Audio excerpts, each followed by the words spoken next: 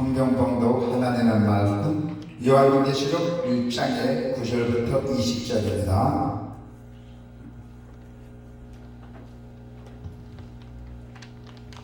요한계시록 1장의 9절부터 20절요. 자, 같이 함께 쭉 한번 하나님의 말씀을 봉독합시다.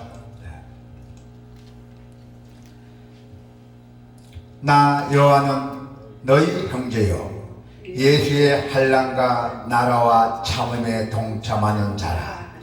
하나님의 말씀과 예수를 증거하였으므로 말미암아 밤모라 하는 섬에 있었더니 주의 날에 내가 성령에 감동되어 내 뒤에서 나는 나팔 소리 같은 큰 음성을 들으니 이르되 너가 보는 곳을 두루마리에 써서 에베소, 소모나, 버가모, 두아디라, 사테, 빌라델비아, 라오디게아 등 7 교회에 보내라 하시기로 몸을 돌이켜 나에게 말한 음성을 알아보려고 돌이킬 때에 7 금촛대를 보았는데 촛대 사이에 인자 같은 이가 발에 끌리는 옷을 입고 가슴에 금띠를 띠고 그의 머리와 털의 희기가 흰 양털 같고 눈 같으며 그의 눈은 불꽃 같고 그의 발은 풀무불에 단련한 빛난 주석 같고 그의 음성은 많은 물소리와 같으며 그의 오른손에 7 별이 있고 그의 입에서 좌우에 날선 검이 나오고 그 얼굴은 해가 힘있게 비치는 것 같더라. 내가 볼 때 그의 발 앞에 엎드려져 죽은 자 같이 되매 그가 오른손을 내게 얹고 이르시되 두려워하지 말라. 나는 처음이요 마지막이니 곧 살아있는 자라. 내가 전에 죽었노라. 볼지어다 이제 세세토록 살아있어 사망과 음부의 열쇠를 가졌노니 그러므로 너가 본 곳과 지금 있는 일과 장차 될 일을 기록하라. 너가 본 곳은 내 오른손의 7 별의 비밀과 또 7 금촛대라. 7 별은 7 교회의 사자요 7 촛대는 7 교회이니라. 아멘. 오늘 하나님의 말씀에 고난의 속살이에요. 우리가 이 세상을 살다 보면 고난도 많이 있잖아요. 그 고난 중에서 속살. 자, 여러분은 고난 속에 감춰진 더 깊은 영적 의미를 찾아야 합니다. 자, 많은 성도는 자신이 겪는 그 고난 속에서 그 고통을 호소하며 폭풍 같은 고난의 그 시기가 하루빨리 지나가기만 바랍니다. 그러나 그러한 고난을 하나님이 허락하셨다면 그 안에는 반드시 다른 또 의미가 있을 것입니다. 오늘 본문은 고난 중에 우리에게 오시는 그 주님의 모습을 우리가 계시하며 보이지 않는 것을 보는 그 믿음의 눈을 가질 것을 여러분들에게 간곡하게 드리는 바입니다. 자, 성도 여러분은 고통이 전부가 아닙니다. 우리가 이 세상에 살아가면서 고통받는 전부가 아니에요. 우리가 이 세상에 살면서 고난의 터널을 지나지 않는 사람 없어요. 다 몇 번씩 고난을 겪은 사람이 있습니다. 가정에도 풍파가 있을 거고 하여튼 우리가 살다 보면 별 이상한 일이 다 생깁니다. 모두 길게나 짧게나 자주 또는 가끔 고난을 받습니다. 고난도 길게 고난 받는 것도 있고 더 순간적으로 고난 받는 것도 있고 여러 가지가 있습니다. 고난은 언제나 낯설고 두렵습니다. 똑같은 얼굴로 찾아와도 결코 익숙하며 견뎌내지 못하는 있습니다. 그 이유가 뭡니까? 똑같은 고난이 찾아와도 우리가 그거를 익숙히 처리해야 되는데 그러지 못한 것도 많이 있어요. 그럼 우리가 어떻게 해야 돼요? 고난이 주는 그 고통의 무게 때문이죠. 왜 나에게 이러한 일이 일어나야 하는지, 왜 나만 겪는 고통인지 고난인지 우리가 오늘 하나님의 말씀 그 이유를 우리가 찾지 못했잖아요. 오늘 하나님의 말씀을 이 말씀을 들음으로 인하여 모든 것이 해결될지어다. 할렐루야. 사도 요한은 밤모섬에 갇혀 있잖아요. 그죠? 예, 나 요한 형제여 나와 있죠. 나 요한은 너희 형제요 예수의 환난과 나라와 참음에 동참한 자라. 하나님의 말씀과 예수를 증언하였으므로 말미암아 밤모라는 섬에 있었더니 자기가 자초를 간 게 아닙니다. 네. 사도 요한은 밤모섬에 갇혀 있었어요. 유배간 거예요. 로마 제국 당시에. 그래서 로마 제국 당시에 밤모섬은 정치적, 종교적 중범죄자들을 유배지로 만들었어요. 밤모섬에다가. 그 밤모섬에 한번 들어가면 살아나오기 힘든 지역이었어요. 노년의 요한은 하나님의 말씀과 예수님의 증거로 전하다가, 예수님 복음을 전하다가 이곳에 오게 되었어요. 밤모섬에 유배되었어요. 갇혀서. 노년에 나이 많은 요한이.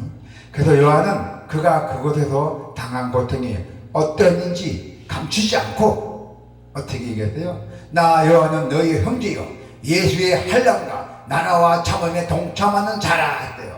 하나님의 말씀과 예수를 증언하였고 말미암아 비록 나는 밤모라 섬에 있었더니 갇혀있는 게 아니라 저희 밤모라 섬에 있었더니 자신있게 떳떳하게 얘기합니다.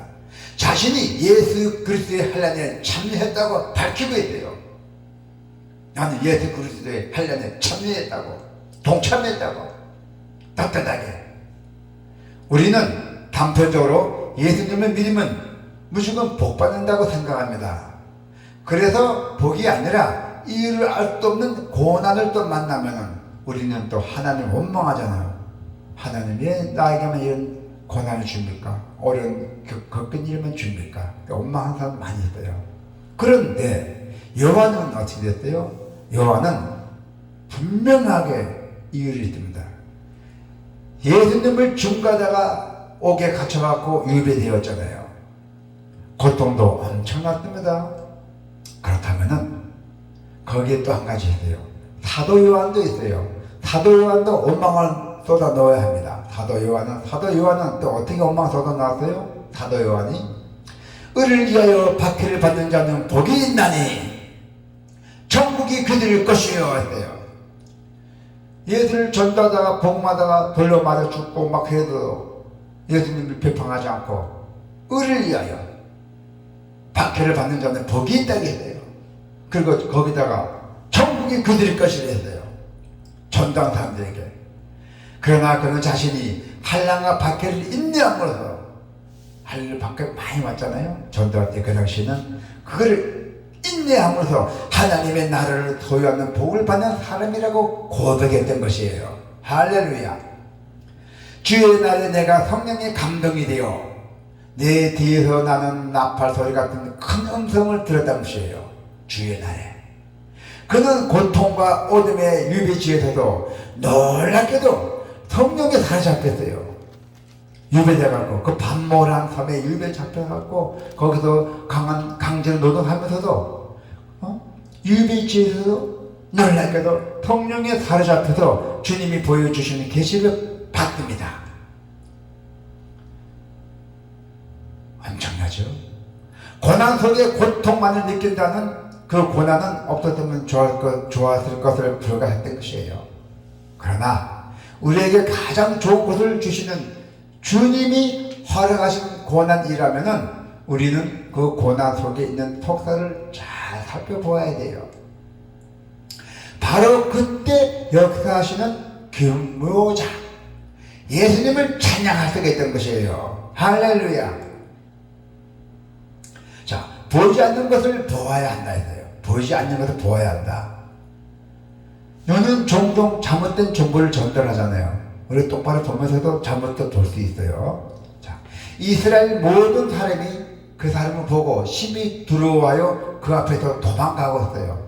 이건 무슨 말씀이냐면은 이 당시에 블레셋 군대들이 이스라엘을 정복하려고 그 이스라엘 정복의 그 성 밖에 진을 치고 있었어요.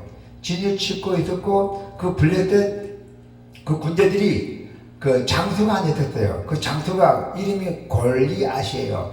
키가 한쪽 크고 아주 뭐 장신이면서도 어마어마했어요. 아주.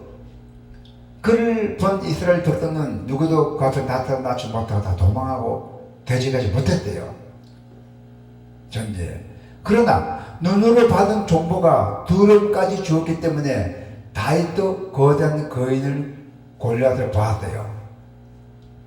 그러나 다윗이 블레셋 사람에게 이르되 너는 칼과 창과 단창으로 내게 나와 오거니와 나는 만군의 여호와의 이름 곧 너가 모욕하는 이스라엘 군대의 하나님의 이름으로 내게 나아가노라 했어요. 그 당시 다윗은 어린 소녀였어요. 이스라엘 병사들이 장군들이 대적도 못하고 다 겁이 나다 덜덜 떨고 있는 그 시절에 어린 시절 다윗이 어린아이 다윗이 성령의 감동이 되어서 나타났잖아요. 나타나서 뭐라 했어요? 그 거단 장군 앞 딱 서 있는 거 보고 블레셋 사람들에게 이르되 너는 칼과 창구를 단창으로 내게 나와. 그렇지만은 나는 다윗이 나는 만군의 여호와의 이름이 있다. 만군의 여호와의 이름 곧 너에게 모욕하니 이스라엘 군대와 하나님의 이름으로 너에게 나아가노라 그랬어요. 그렇게 그러나 보이는 것만은 보이지 않았대요. 보이지 않는 하나님을 보았던 것이에요. 다윗이 거기서 보이지 않는 하나님을 보았던 것입니다. 베나산에서 변화된 예수님의 모습을 본 몇몇 제자들도 있었어요. 베나산에서 아주 하얗게 나타났잖아요. 네, 이 성령 받아갖고 예수님이 그래서 몇몇 제자들이 그걸 봤어요. 예수님 당시 많은 사람은 나사렛 출신 목수의 아들 예수만 보았을 뿐이에요. 예수님이 나사렛 출신이고 또 목수의 아들이었어요. 예수만 보았을 뿐인데 그러나 사도 요한은 하늘 영광을 입으신 예수님의 모습을 봤어요. 그 모습은 대제사장으로 모습으로 교회를 돌보시는 인자는 모습이었어요. 자, 양털 같은 머리에는 지혜가 넘치고 불꽃 같은 눈에는 강력한 통찰력이 있었고 또 강력한 힘을 지닌 그 주석 같은 발을 보고 많은 물소리와 같은 위험이 있는 목소리를 듣게 되었어요. 요한이 그 고통의 현장만을 바라보았다면 결코 볼 수 없는 것이었어요. 믿음은 보이지 않는 것을 보는 눈이에요. 믿음은 보이지 않는 것이 보는 것이 눈이 됩니다. 믿음이 눈에 보이는 것만을 믿으면 우리는 영이신 주님을 만날 수는 없어요. 보이지 않는 것을 보는 믿음의 눈으로 주님의 나라와 역사를 보아야 한다는 것입니다. 그래서 사도 요한이 믿음 때문에 오직 성경 믿음 때문에 밤모섬에서 해로이 고난을 받고 있을 때 예수님이 그 요한을 버리지 아니하시고 함께 계셨어요. 할렐루야. 주를 위한 고난에 동참하는 그 개인과 교회를 예수님께서는 친히 돌보시고 계신다는 것입니다. 그래서 주님께서는 나를 사랑하는 자는 내버려 두지 않고 간섭하시며 돌봐주신다고 했어요. 할렐루야. 주님이 허락하신 고난이 주는 그 의미는 결코 고통만이 아닙니다. 고통에 임해 있는 그 고난의 속살을 잘 보아야 돼요. 고난의 속살은 보이는 것만으로 보는 눈으로는 볼 수가 없습니다. 보이지 않는 것을 보는 그 믿음의 눈으로 볼 때만 보인다는 것이죠. 바로 그때 우리는 진정으로 나를 빛나게 하시고 참된 삶을 살게 하시는 예수 그리스도를 만날 수가 있습니다. 할렐루야. 여러분도 반드시 믿음으로 다 보시고 참된 삶을 살게 하시는 그 예수 그리스도를 꼭 만나기를 축원드립니다. 기도가 있겠습니다.